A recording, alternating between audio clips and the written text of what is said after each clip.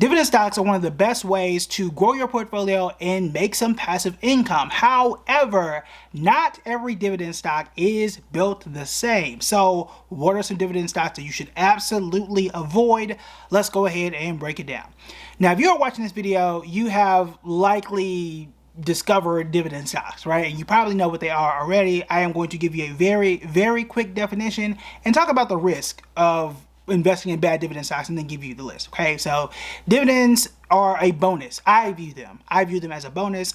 Basically, these companies say, hey, you are an investor, we're going to share some money with you, and they will pay you cash. You can decide to reinvest it and buy more of that stock, or you can have them literally send you a check or deposit money into your account. I get an email saying that NVIDIA paid me X amount of dollars. Now, the NVIDIA dividend is not that much, okay? It's like 12 cents. At least the money I get is not that much, okay? But you can add this to your income stream. You can spend the money. You can invest in a lot of different things that you can do. But here's the thing. There are people who love dividend stocks so much that they don't pay attention to whether or not the stock itself is good. So for example, let's say you get paid a $100 dividend a month or $1,000 a month from a dividend stock, but the stock itself is losing you $500 a month or $10,000 across the board. That's not going to help you because the value of the stock is consistently falling, and therefore that dividend is also going to start falling, and you are losing money at the end of the day. Got it? All right, so what are the worst stocks? Let's start off with Ford. Ford is not great. It used to be great for like 2 years. Between 2020 and 2021, Ford was a very good, solid stock. I thought it was going to rival Tesla. Might be a little wrong about that. But, I mean, technically it is because the Ford F-150 Lightning is doing well. The Mustang Mach-E is doing well. The stock, though, is not rivaling Tesla by any stretch of the imagination, even though I'm not the biggest fan of Tesla stock right now today. I'm certainly not a fan of Ford stock today at all. We hopped out Ford stock like, 3 or 4 years ago.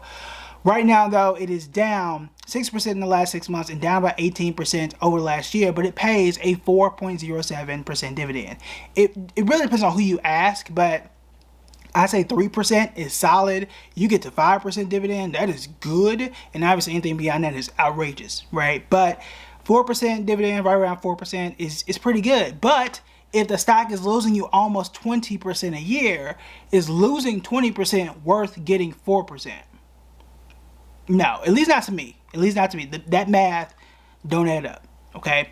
Moving on to our next one is a terrible stock. And again, it's interesting because you can support these companies. You can go and buy these things. You can see their products. And this is one of the reasons why I say all the time, and I've been saying this for almost 10 years, there are a lot of people that say, oh, if you want to start investing in the stock market, look around your house. Look at the things that you buy. Look in your pocket and invest in companies that you already buy things. Well, if I own a Ford car, which I technically do, I drive a Lincoln, which is owned by Ford, what if I invested in that and lost 20% and also got a decent dividend but still lost money?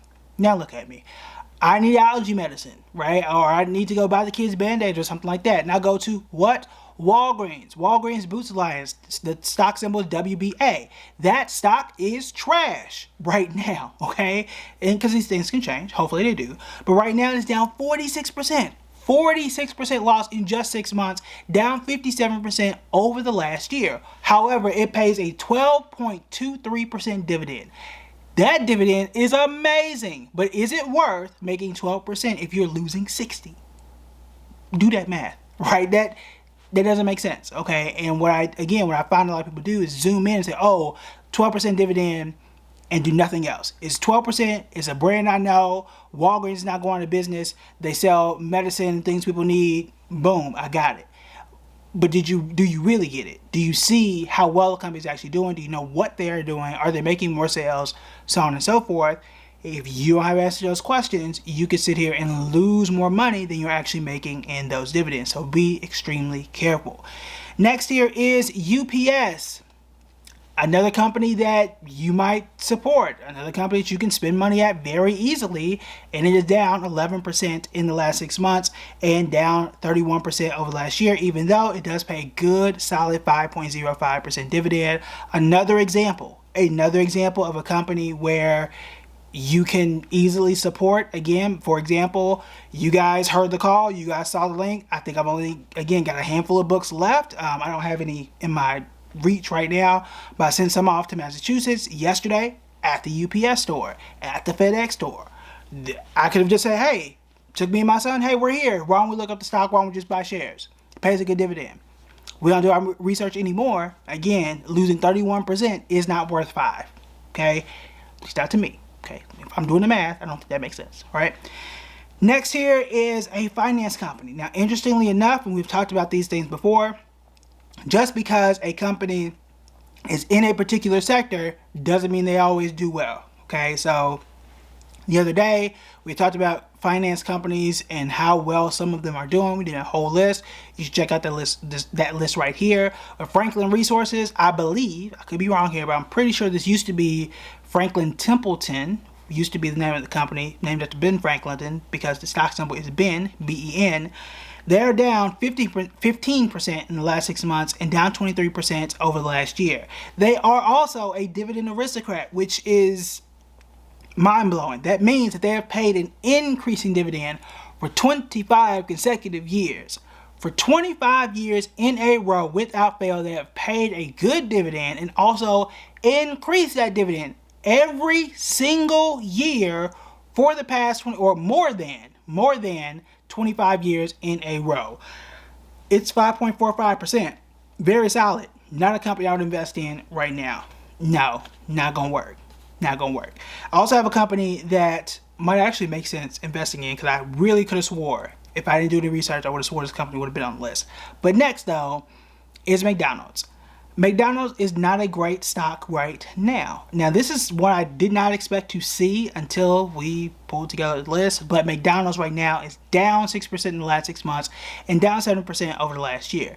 Now, if I'm not mistaken, I'm pretty sure I got a notification saying that for the first time in years, their same store sales actually fell for the first time. Again, in years. I don't remember how many years, there's a notification, but that's not great for a company like McDonald's. Now, they do pay 2.5% dividend, which is the lowest of this list, but again, 2.5 is solid. The rest of these dividends are actually very, very good, but again, what is it worth? Now, there are some who may say McDonald's is actually worth buying. This could be, quote unquote, the dip for a company like McDonald's. And honestly, I could see that. Now, I personally do not see that. That ain't the route I would go, because again, how long am I waiting for McDonald's to turn the corner? Number one. Two, what are my alternatives? It is always about the alternatives when it comes to the stock market. While you are waiting and losing money on a company like McDonald's, what are all the other tech stocks? What are all the other energy stocks? What are all the other finance stocks? What are all the other index funds that are making 10 or 15%, which is realistic in this market, that would have doubled your return, or really the loss that you would have made at this point in time, right? And also could have paid a solid dividend while you were waiting around not making money. Okay, so we don't know how long it's going to take. I would be very concerned as to why they lost money on those same store sales. I would need to know those answers. So that's what I would look into if I were investing in McDonald's. I'm not going to waste my time looking into it, because I'm not investing in McDonald's. We got other stuff to do. I would prefer to spend my time researching companies that are going in the right direction. For me, and this is just for me, I got videos to make.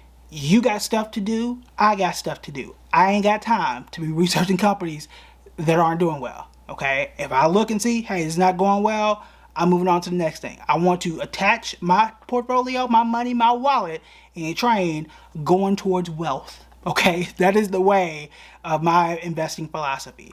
I don't want to see no train going off the side of the tracks. I don't want to take a long walk over a short cliff. Okay? Keep it like that.